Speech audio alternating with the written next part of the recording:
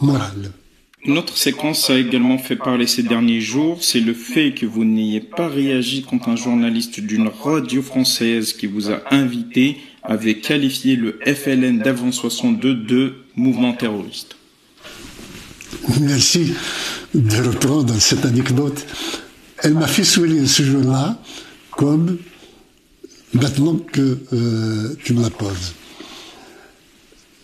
Elle me fait sourire parce que toute guerre armée et du terrorisme, nous sommes les seuls à faire un combat sain, sans effusion de sang, sans violence.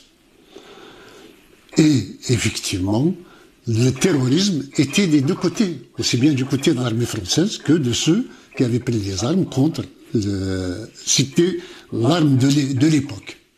Mais ce que cette anecdote me fait réfléchir, me fait penser, ce à quoi il me fait penser, c'est que depuis 1985, j'étais arrêté dans le cadre de la création de la Ligue algérienne des droits de l'homme.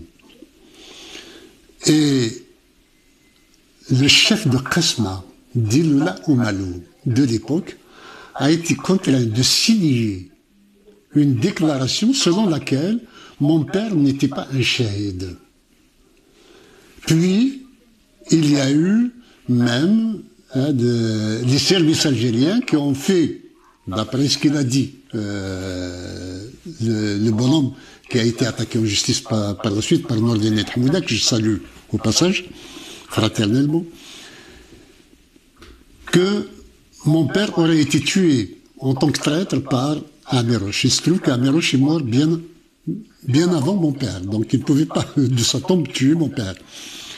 Et puis, si je le suis, tout le monde se rappelle que mon père était un moudjahid, était un shahid. Je suis heureux que mon sourire ait pu restituer sa dignité à mon père et la reconnaissance que c'était un vrai Bakiza. Voilà, c'est tout.